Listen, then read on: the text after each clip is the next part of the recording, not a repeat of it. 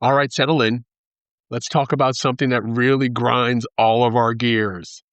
Something that could steal your focus, cripple your actions, and drain your very essence. We're talking about worry. Welcome to the Catalyst Podcast. I'm your host, Jason, and we are live on all of your favorite platforms, including Facebook, YouTube, Instagram, Threads, and TikTok. You can also listen to our episodes on Amazon Music, Apple Podcasts, Spotify, iHeartRadio, and Podbean. Just like a catalyst sparks a reaction, we hope this podcast will ignite a fire within you to create positive change in your own life. Want to be a part of the Catalyst community? I know you do. And we'd love to hear from you. Reach out to us at catalystmotivationpodcast@gmail.com. That's catalystmotivationpodcast@gmail.com if you're interested in being a guest or a contributor. Welcome to episode 87, The Question That Haunts, Worry. So have you ever lied awake at 3 a.m. staring at the ceiling and asking yourself, what if? What if I fail? What if I lose everything? What if I make the wrong choice? What if I'm not enough? That what if loop, that endless cycle of hypothetical disasters, that's worry. It's a phantom, a shadow that clings to us, whispering doubt and feeding our lives full of anxiety. And let's be real. We live in a world designed to amplify those worries. Social media feeds us constant streams of curated perfection. News cycles bombard us with negativity. And the pressure to succeed is relentless. It's a recipe for anxiety, a breeding ground for those what ifs. Here's the harsh truth. Most of what we worry about is beyond our control. We fret over the future, over outcomes we can't predict, over the opinions of others. We try to grasp at control to micromanage every aspect of our lives, but the universe does not play by our rules. As Epictetus, an old Stoic sage, put it, some things are in our control, others are not. Things in our control are opinions, pursuits, desires, aversions. In a word, whatever are our own actions. Things not in our control are body, possessions, reputation, status. In other words, whatever are not our own actions. Okay? Let that sink in. And I know this is true for me. We spend so much energy worrying about things we cannot change while neglecting things we can. We worry about what others think, but we can't control their thoughts. We worry about the future, but we can't predict it. We worry about the past, but we can't rewrite it. Worry isn't just an unpleasant feeling. It's a thief. It's a fucking thief. It steals your peace of mind, your focus, and your energy. It robs you of the present moment, trapping you in a cycle of what ifs and could have beens. I mean, think about it. How many opportunities have you missed because you were too worried to take a chance? Show of hands, right? Anyone? Anyone? Yeah. How many relationships have you damaged because you were too anxious to be present? How much joy have you sacrificed on the altar of worry? Worry is a debt we pay on trouble that may never come. Let me repeat that. Worry is a debt we pay on trouble that may never come. And often, even if trouble does arrive, we find that our worries are far worse than the reality. We spend countless hours suffering in our minds only to discover that the situation wasn't as nearly as dire as we thought it was. So how do we break free from this cycle? How do we stop worrying? The Stoics had a framework for this, and it starts with acceptance. Now, acceptance isn't about resigning or giving up. It's about acknowledging reality, recognizing that it is within our control, what is in our control and what isn't in our control, and focusing your energy on the former. Marcus Aurelius wrote this in Meditations. You have the power over your mind, not outside events. Realize this, and you will find strength. This right here is the core of Stoicism. Recognizing that your power lies in your response to events, not in the events themselves. You can't control what happens to you, but you can control how you react. We talked about this when we did the review of the Let Them Theory by Mel Robbins. It's the same thing. We can't control what happens to us, but we control how we react to it. Such a powerful thought that we have that power. But how often do we recognize it? Well, this brings us to the dichotomy of control, the fundamental Stoic principle that separates what we can control from what we can't. So, what can we control? We can control our thoughts. We can control our actions. We can control our judgments. We can control our values. What can't we control?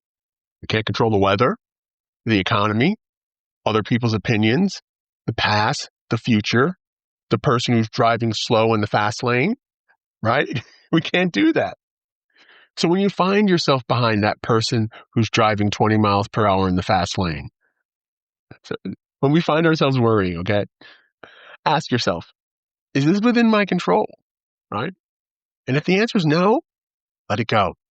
There's no point in wasting energy on something you can't change, right? This is such a big thing for me because my entire life was based on that. I cared about what other people thought. I wouldn't date people because of what people thought about them. I wouldn't wear a certain thing. I wouldn't go to a certain place because I was more concerned about what other people thought. And I hamstring myself for years, for absolute years. So instead of doing that, instead of worrying about what might happen, let's focus on what we can do in the present moment, right here, right now. Focus on your actions. Focus on your character.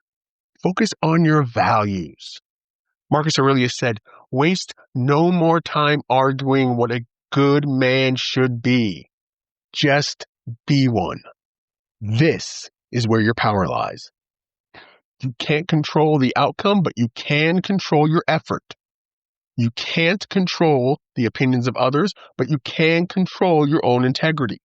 You can't control the future, but you can control your preparation. Worry often stems from a distorted perspective. We magnify our problems, exaggerate our fears, and catastrophize or catastrophize potential outcomes. The Stoics advocated for a shift in perspective, a way of seeing things more objectively. They encouraged us to view our problems from a higher vantage point, to consider the bigger picture. Marcus Aurelius said this, remember how often you have overlooked many things of this kind, and how often you have forgotten them. This is a powerful practice. When you find yourself overwhelmed by worry, take a step back and ask yourself, how important will this be in a year, in 5 years, in 10 years? Often you'll find that your worries are insignificant in the grand scheme of things. They're temporary blips on the radar of your life. This might sound counterintuitive, but the Stoics believed in the power of negative visualization. It's not about being pessimistic. It's about preparing yourself for adversity. By imagining the worst case scenario, you desensitize yourself to fear and anxiety. You realize that even if the worst happens, you can handle it. Marcus Aurelius once wrote, begin each day telling yourself, today I shall be meeting with interference, ingratitude, insolence, disloyalty, and selfishness. All of them due to the offender's ignorance of what is good or evil. By anticipating challenges, you're less likely to be surprised or overwhelmed when they arise. You already have mentally rehearsed how you'll respond, so you'll be better prepared to handle the situation. Worry is rooted in the past or the future. It's a mental construct that pulls you away from the present moment. The Stoics emphasize the importance of living in the now, of focusing on what's happening right in front of you. Marcus Aurelius said, do every act of your life as if though it was the very last act of your life. Now, this doesn't mean you should be reckless or impulsive. It means you should be fully present in each moment, giving it your undivided attention. When you're fully present, there's no room for worry because you're too busy engaging with the world around you, focusing on the task at hand. Your values are your guiding principles, your compass in life. They define what's truly important to you. When you're clear on your values, you're less likely to be swayed by external pressures or the opinions of others. You're less likely to worry about things that don't align with your core beliefs. Epictetus said this, and this is a long one here. If, therefore, you have judged that things external to your will are good or bad, it necessarily follows that when you miss the good or fall into the bad, you will find fault even with the God that causes it. When you align your actions with your values, you live with integrity and purpose. You're less likely to regret your decisions, and you're less likely to worry about the future, because worry often stems from inaction. We procrastinate, we avoid difficult tasks, and we let our fears paralyze us. I can't tell you how many years, especially in my 30s, my late 20s, my early 30s, I would be paralyzed with fear to do things. And to the Stoics believed in the power of action. They understood that action is the antidote to worry. Epictetus said, don't explain your philosophy, embody it. Don't just think about what you need to do it. Don't just worry about your problem. Take action to solve them. Because even the small action, the smallest of them, can create enough momentum to build confidence. The more you act, the less you worry. And we're social beings, and our connections play a significant role in our well-being. Talking about your worries can help you gain perspective and even find support. So go ahead, look for a trusted friend, a mentor, or a therapist to confide in. Share your anxieties and listen to their insights. I mean, there's groups all over the place, whether they're online or in person, that people share their thoughts and feelings. I was in one of those groups. When I was married, there was a couples marriage group, and then it went off into a men's group. And I found those to be very helpful and supportive. Because listen, folks, we're not the only ones going through this. You're not alone in your struggles. Everyone experiences worry at some point. But let's be honest. Sometimes worry is just plain fucking ridiculous, right? We worry about things that are so improbable, so absurd that in a way it's almost comical. Like, think about the time you were worried about saying the wrong thing at a party, only to realize that no one even remembered what you said. Or the time you worried about missing a deadline, only to find that it's been extended. Sometimes you just have to laugh at your worries. Take a step back and look at the situation from a humorous perspective and ask yourself, is this really worth stressing about? Okay? So let's do this. Let's get down to some practical methods that we can use to break free from the habit of worrying. So here's some exercise that can start you off on the right way.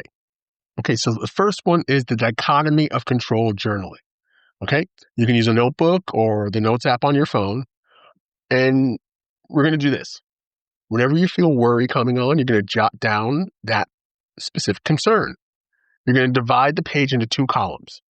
Within my control on one side, outside of my control on the other side. You're going to sort the elements of your worry into these columns and focus on the within my control column. What actions can we take? What thoughts can we change? And then we're going to acknowledge the outside of my control column and mentally release those worries by affirming, this is beyond my control, and I choose to let it go. All right? So that's the first one. Okay, here's the second one. The negative visualization rehearsal. Let me rehearse that again. The negative visualization rehearsal. Okay. So here's what we're going to do. We're going to take 10 minutes each day to do this exercise, okay? We're going to select a persistent worry and mentally envision the worst case scenario with every detail. And we're going to ask ourselves, what is the absolute worst that can happen? Okay? After we do that, we're going to identify the worst case scenario, brainstorm how we can manage it, how we would manage this thing, and what resources and support systems could we use, right? What this does, it helps desensitize you to the fear of it all, and it helps build resilience to it, all right? So give that one a try, all right? Here's the third one, the present moment awareness practice, okay?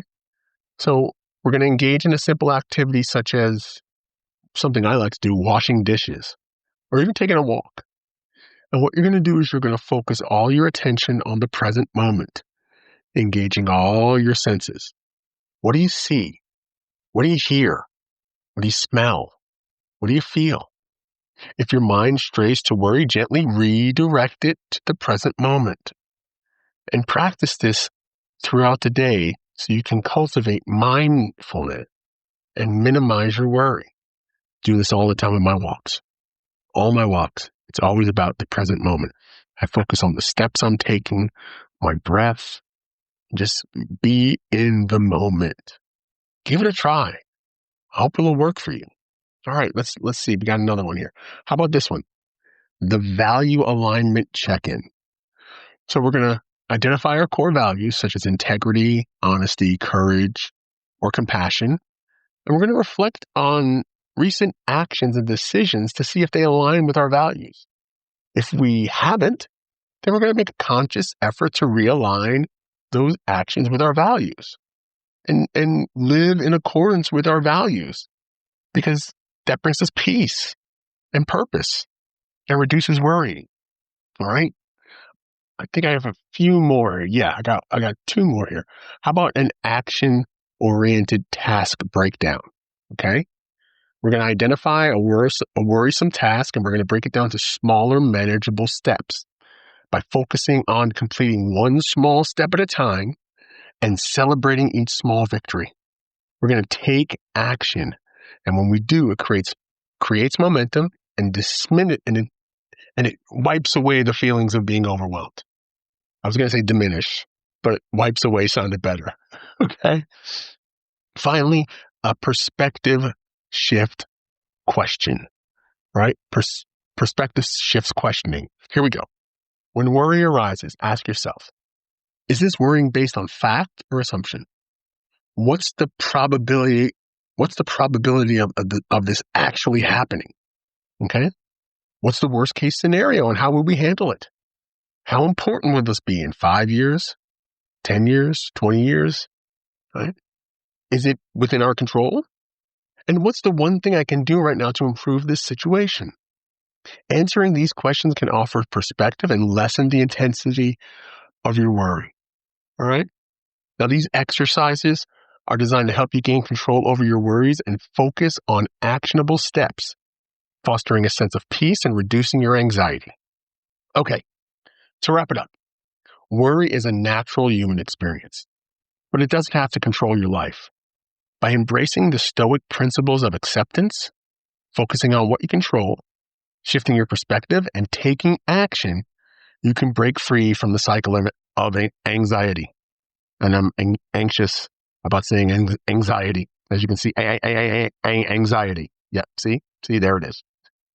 Remember, the power lies in your response to the events, not the events themselves. You can't control what happens to you, but you can control how you react. Okay, so now it's your turn. We want to hear from you. What's the one worry you're going to let go of today? All right. Which of these exercises are you going to use and implement in your life? And what's the one thing you will do today that aligns with your values? Okay? Let us know. Share your thoughts and experiences in the comments or on social media, and let's support each other on this journey. And don't forget to like and subscribe our podcast for more motivational content like this. You can find us on Apple Podcasts, Spotify, or wherever you get your podcast. And while you're there, leave us a review and help spread the word. We'd really appreciate it. We're also active on social media, so don't forget to check us out for even more inspirational content. You can find us on Facebook, YouTube, Instagram, Threads, and TikTok. So I want to thank you so much for listening about worry, and hope you aren't worried anymore, or you'll get yourself away from worry. Thanks so much for listening to episode 87. We'll see you next time for episode 88. 12 episodes until 100. This is awesome. I want to thank you so much for listening. Go be great.